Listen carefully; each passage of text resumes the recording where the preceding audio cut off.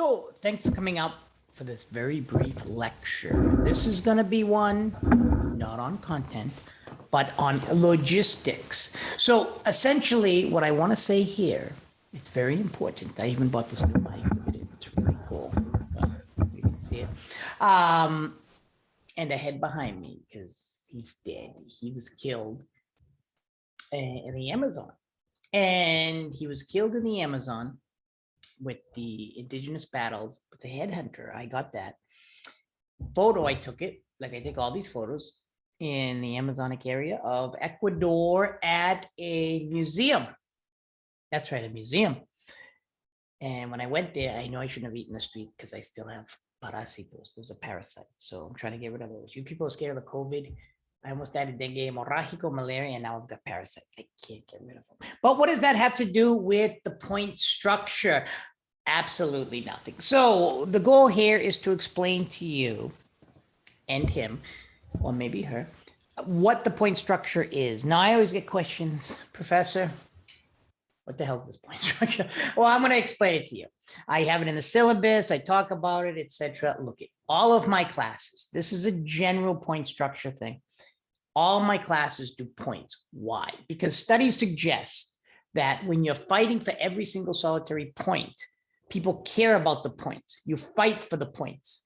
So it's not like, oh, this assignment is 20%, this is 30%, this is 5%. It's very convoluted. Students don't understand that well, right? Well, what is exactly 20%, 5%? I mean, I understand you know that it's by percentage, but with the point structure, you see it, it's clearer. And people fight for the points. So everything I do is the point structure, discussion board, 1 point, a quiz, maybe 3 points, etc. And that way I can give you a good amount of, not that good, but extra credit points. So any point that goes over 100 is extra. So if I all of a sudden say, hey, I'm going to put an extra, question on the midterm, and that's a point, and it's already 103 points, well, that's an extra point. That's 4. It's not that you have an extra credit assignment. It's that you basically have points woven in. So you might get a good, because I kind of boosted it up during the COVID because people were very, very difficult during the COVID. But our president, and still president, I think, Donald Trump, survived the COVID. So there you go, strongest president. You basically had a lot of suffering during that time. So I added some extra points. So, I mean, it went up to like maybe 16 extra points, some of the more higher level classes, but we'll keep it down to 5 or 6, 7. So all of the points are woven in. Why do I do the point structure as well in this extra credit? Well, what this allows to do is I do not have to adjudicate for every single solitary issue.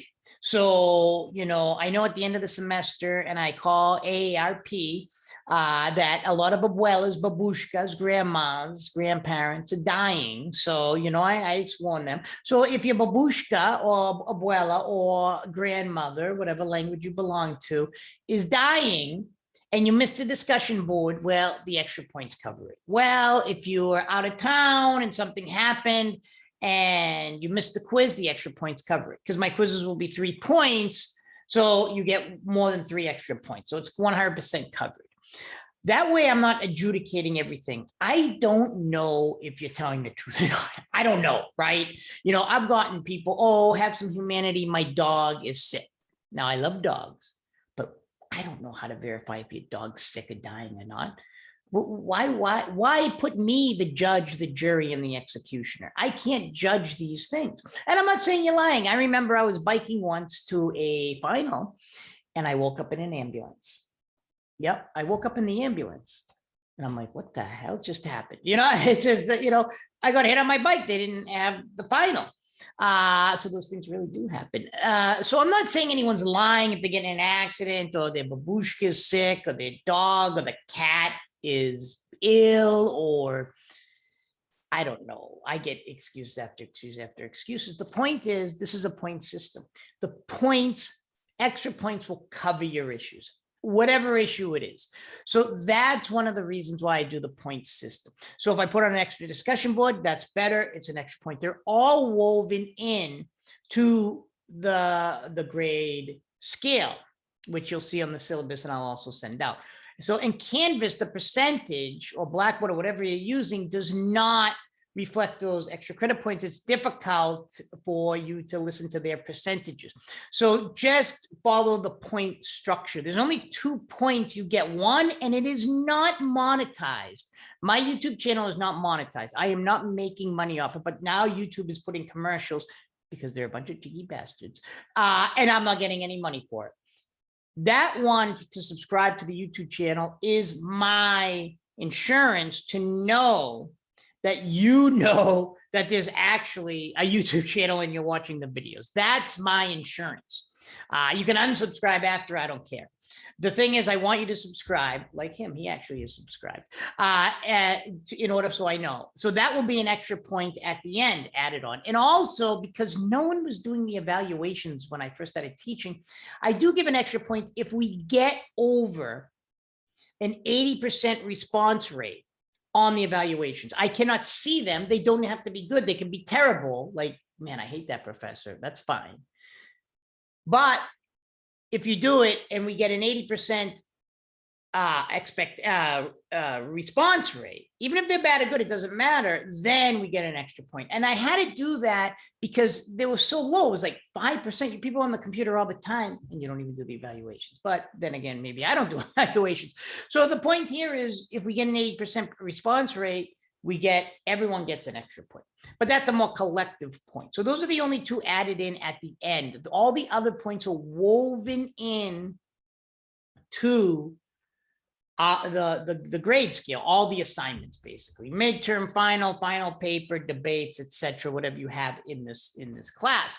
So that's how this class works. And I wanted a video on it, right? And to show him or her how the point structure works. And it works well because then people are very conscious of every point, every discussion board, etc. So it has a utilitarian purpose. And the second utilitarian purpose is that by having points, I have extra points, maybe 6, 7, 8, 9, possibly 10 if you're lucky. And then I don't have to adjudicate all these things. Oh, I just missed the discussion board. Well, if there's a 0 in the discussion board, I'm not reverting it. You got a 0.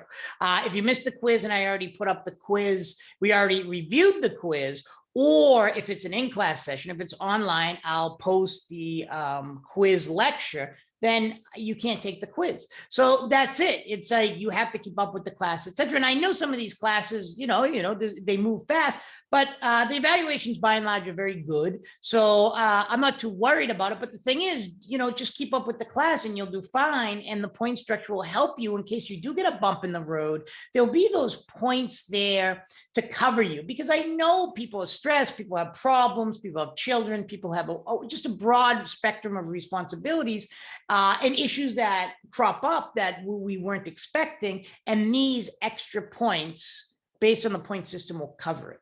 So anything over 100, because 100 is an A+, you can literally get 105, 106 points if you miss none. So that's good. I mean, think about it. You can literally miss 2 quizzes, get 0s, and still get an A+. So I think that that's a very fair system, and it's fair to me because I don't want to adjudicate every, my fish died and I'm traumatized, so I couldn't do the discussion board. And like I said, I was on my way to a final and I woke up in an ambulance I was on my bike and wear your helmet because if I didn't have my helmet on, I'd be like that thing in a museum, in ASU museum, just my head. So, and so I do understand these things do happen, right? People do get in accidents, people do get, into bike accidents, etc. But this way, these points will help you not lose those points for these accidents. So I hope that kind of explains it a little, and I hope you understand because I'm pretty sure she or he understands. And if she or he understands, and they've been dead for like hundreds and hundreds of years, I'm pretty sure you should understand. But if you do have any issues, talk to me in class, if it's an online class, in the community forum, or shoot me an email if it's of a more personal nature. But thanks for listening to this. I do appreciate you people coming out and listening to my lectures, mostly because you have to. But I do try to give it a little entertaining flair. So from me, and him and her, I say take care, everyone, and don't get COVID.